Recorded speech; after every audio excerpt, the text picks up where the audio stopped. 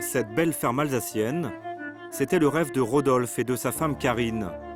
2 ans de rénovation pour une bâtisse achetée 350 000 €.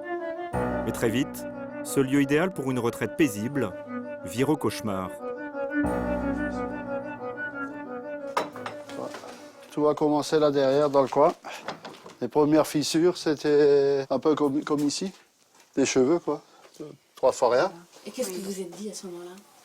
Ben, on a fait, c'était en automne 2011, on a fait venir le maire pour lui montrer, surtout ici, sur le soubassement là de l'escalier, ici. Rapidement, les fissures se transforment en véritables crevasses sur tous les murs de sa maison qui menacent de s'effondrer. Juste en face se trouvait une grange du XVIIIe siècle, elle aussi touchée, un beau bâtiment de 140 mètres carrés que l'ancien entrepreneur va devoir raser. C'était il y a quelques mois, elle menaçait à tout moment de s'effondrer. Alors aujourd'hui, face à sa propriété qui vacille, Rodolphe se sent complètement abandonné. On se retrouve là comme des idiots, je peux pas dire autrement. On a la rage quelque part. Hein. Aucun soutien, ni moral, ni financier, rien. Rien, rien, rien. Dans le village, Rodolphe n'est pas le seul à vivre dans une maison qui craque de partout. Lorvillers, 435 habitants, une centaine de maisons, dont 20 qui menacent de s'écrouler, du jamais vu en France. Rue défoncée, chaussée qui se soulève parfois jusqu'à 50 cm, terrain qui se fissure. À ce jour, personne n'est en mesure de stopper cet incroyable phénomène. À Lorvillers, certains essaient tant bien que mal de sauver leurs habitations avec des poutres en acier par exemple. Des réparations de fortune et une question qui hante tous les esprits, ce petit village du Bas-Rhin risque-t-il un jour d'être rayé de la carte? Tout commence en juin 2008, sur les hauteurs de la commune. Cyril vient de faire construire un pavillon. Écolo dans l'âme, ce trentenaire décide de faire installer un chauffage géothermique dans son jardin. Donc le puits, il est là en dessous. Voilà, quelques mètres sous terre. Aujourd'hui, on ne voit plus rien. À première vue, le principe est assez simple. Pour installer cette pompe à chaleur, il a fallu réaliser un forage à plus de 100 mètres de profondeur. Mais voilà, l'entreprise en charge des travaux fait une énorme bévue. Lors du forage, sans le savoir, une gigantesque poche d'eau sous pression est littéralement transpercée. La roche gonfle subitement comme une éponge, les sols se déforment, les maisons se fissurent. Le pauvre Cyril est vite dépassé par les événements, même s'il pensait avoir fait appel aux meilleurs entrepreneurs de la région. On cherche à avoir les gens les plus compétents possibles.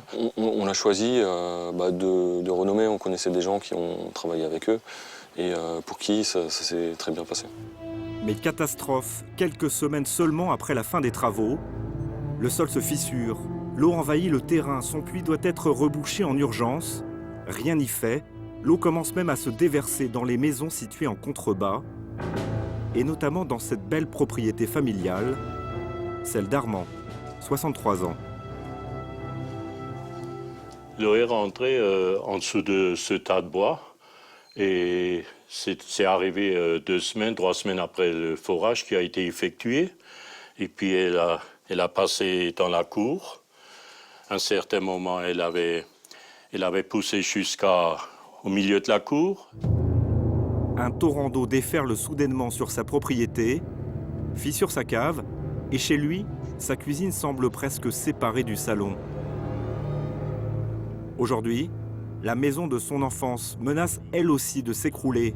Un drame pour cet ancien du village qui exige que les coupables prennent leurs responsabilités. On est emmerdé jusqu'au cou et ceux qui ont fait la merde, ils ne se préoccupent pas de nos problèmes et ils ne se font pas de soucis. Et toute notre vie, ma femme et moi, on a mis tout notre fric pour conserver. On a rénové toute la ferme pour qu'elle soit propre et viable. Et les manches. L'année dernière, Armand et d'autres habitants ont décidé de saisir la justice dans l'espoir d'être indemnisés. Mais pour cette procédure, il faut d'abord se tourner vers les responsables, vers Cyril et son fameux chauffagiste en l'occurrence. Alors lorsque le jeune homme sort dans le village, il n'est jamais à l'abri d'une bien mauvaise nouvelle. La procédure qui est en cours et je dirais heureusement, alors c'est vrai que c'est un peu, pour toi c'est un peu difficile comme situation parce que il y a ce côté, cette notion d'attaque, mais en fait c'est le seul moyen de faire avancer les choses, c'est de passer par une procédure de justice. On comprend le truc dans le sens où les gens, s'ils veulent rentrer dans la procédure, il faut qu'ils nous assignent en justice. Ah, bah, je suis prochain. C'est logique. Ok, mais je préfère qu'on me le dise. Mais maintenant que je te Parce le que de dis, toute je suis façon, ça prochain. change rien. Ok, ça marche. Non, mais j'aimerais rentrer dans la procédure pour être au courant de tout. Et c'est vrai que je vais rentrer dans la procédure. C'est normal. Puis quand on rentre de vacances, on voit une assignation. Première chose qu'on voit, on est de nouveau. Allez, c'est parti. Dans la foulée de cette mini-révolte, des experts judiciaires ont été nommés. En mai dernier, un pré-rapport que nous nous sommes procuré tombe, plutôt inquiétant. Les désordres apparus sur les constructions en 2011 perdurent et s'aggravent, et nul ne sait s'ils sont susceptibles de s'arrêter. Plus alarmant, quelques lignes plus bas. Ces constructions sont condamnées à brève échéance. La presse locale s'empare de l'affaire. Elle évoque la disparition du village. Mais alors, qui est responsable? Qui doit payer les dégâts? Les assureurs? Le maire va-t-il être obligé de mettre la main à la poche? Bonjour, je viens voir, on est M6. On aimerait savoir s'il était possible de parler à monsieur le maire. Monsieur le maire, il fera aucun commentaire. Nous tentons notre chance auprès du maire par téléphone. Allô? Oui, monsieur. Oui, c'est ça, oui. On a essayé d'aller vous voir à la mairie. C'était pour savoir si on pouvait éventuellement avoir un entretien pour essayer de parler un petit peu des fissures de Lockwiller et des actions que vous mettez en place. Non, madame, pas du tout. Lorviller sinistré, Lorviller... Non, catastrophe... Non. Mais est-ce que vous pensez que c'est... Non, je ne vous répondrai pas, c'est pas la peine d'insister, je ne vous répondrai pas. Un maire qui se mure dans son silence et dans sa mairie. Des assureurs pour l'instant aux abonnés absents. Les habitants sont obligés de prendre les choses en main. Ouais, l'autre côté pareil, il faut que les deux côtés soient pareils. Ce jour-là, Rodolphe, avec des voisins, a décidé d'employer les grands moyens pour sauver sa belle ferme, à coups de piliers métalliques et de coulées de béton, car cette fois, il y a urgence. On ne sait pas si demain il y a un glissement et qu'on a un trou de 10 ou 15 cm, on ne peut plus rester dans la maison. En fait, c'est uniquement pour éviter qu'on se retrouve dans la rue. Des travaux qui, depuis le début, coûtent une fortune. On a dépensé 35 000 € de notre poche en un an. On a mis 54 mètres cubes avec les 3 mètres cubes qui viennent maintenant. Ça va faire 57 mètres cubes de béton. Il n'y a aucune assurance en France qui couvre ce genre de dégâts ou je sais pas moi, de sinistres. Hein. Voilà. Mais à la fin de l'été, il n'y a pas que les vieilles bâtisses touchées. Plus haut dans le village, un étrange phénomène touche aussi des pavillons pourtant récents. Vincent et Stéphanie ont investi près de 300 000 € dans une maison bancale. Pourquoi vous fermez la porte, Stéphanie? Parce que elle s'ouvre toute seule. Et c'est un peu gênant pour ouvrir de la vaisselle. Donc on peut pas la laisser voilà, entrouverte.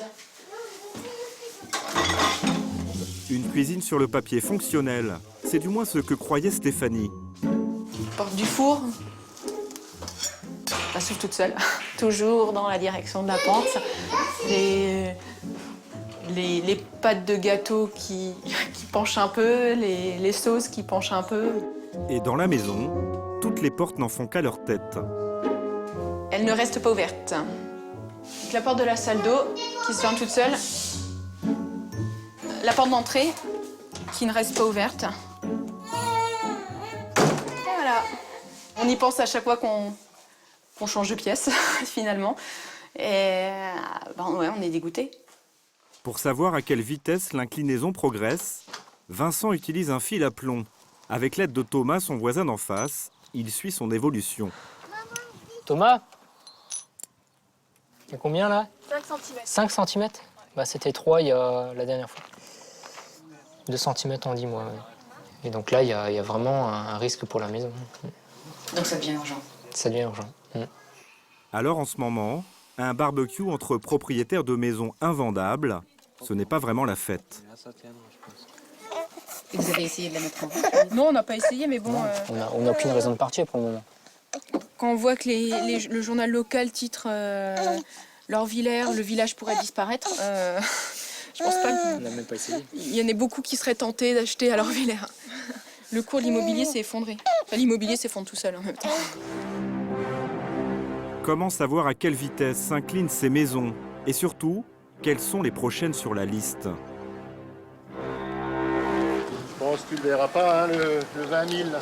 Tous les 45 jours, depuis 6 mois, l'étrange balai d'un homme anime ce village qui bouge en silence. Ce géomètre calcule très précisément l'évolution des mouvements de terrain. Et comme le maire, il n'est pas très bavard. Et donc les habitants, ils sont inquiets, vous croyez? Bah ouais, plutôt, ouais. Et ça se présente bien? Est-ce que par rapport aux dernières fois, ça...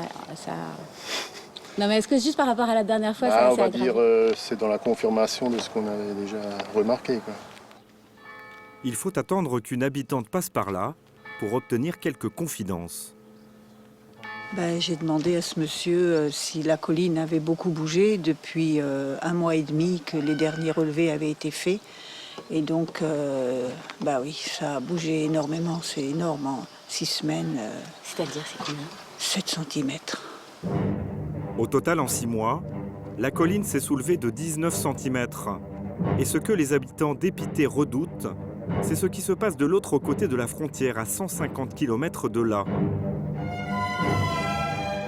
Nous sommes à Staufen, une bourgade médiévale allemande de 8000 habitants.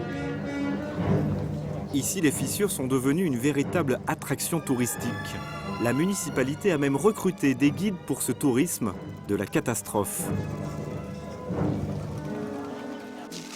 Regardez là-bas la taille de la fissure. Au début, c'était juste 11 mm. Comme Lorvillers, cette ville est elle aussi frappée par le même phénomène, mais en pire. Ici, il n'y a pas eu 1, mais 7 forages géothermiques, avec l'eau sous pression qui a fait gonfler le sol. Conséquence, c'est tout le centre historique qui menace de disparaître, dont la mairie. Tu vois là, il y a encore une fissure. Et une nouvelle en plus ici. Avec la responsable des bâtiments historiques, Helmut, l'adjoint au maire, fait régulièrement l'inventaire des nouvelles fissures et crevasses.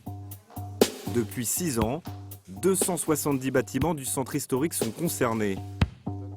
Des fissures de plus de 30 cm, des radiateurs comme celui-ci tordus comme un vulgaire roseau. Le sol s'est soulevé par endroits de plus de 50 cm. Staufen a été comme touché par un tremblement de terre.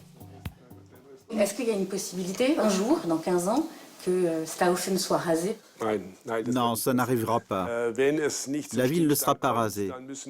Mais dans les cas les plus extrêmes, on va devoir renforcer toutes les maisons, des fondations au toit. Mais on ne rasera pas la ville.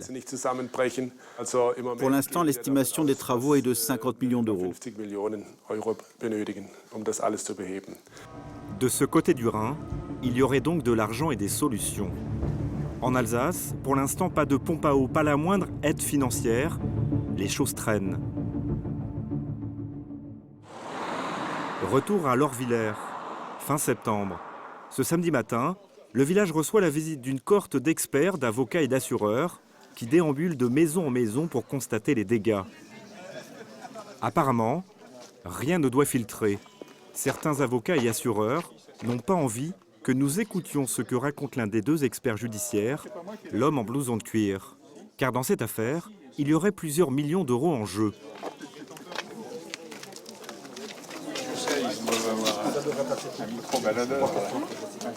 Bonjour. Mais pourquoi hein? Non. Est-ce que vous accepteriez de répondre à une question? Je ne réponds à rien. Mais juste une petite question sur ce que vous faites. Écoutez, si vous connaissez un petit peu, si vous avez un petit peu des notions de droit, vous savez qu'on est en expertise judiciaire et qu'on n'a pas, on a un certain secret d'instruction. Je sais qu'il est régulièrement violé, mais en ce qui me concerne et en ce qui concerne mes collègues, on ne le violera pas. Dans quelques mois, cet expert judiciaire rendra son rapport définitif. Et c'est à ce moment-là que les sinistrés sauront s'ils peuvent être indemnisés ou catastrophes s'ils doivent quitter Lorvillers à tout jamais.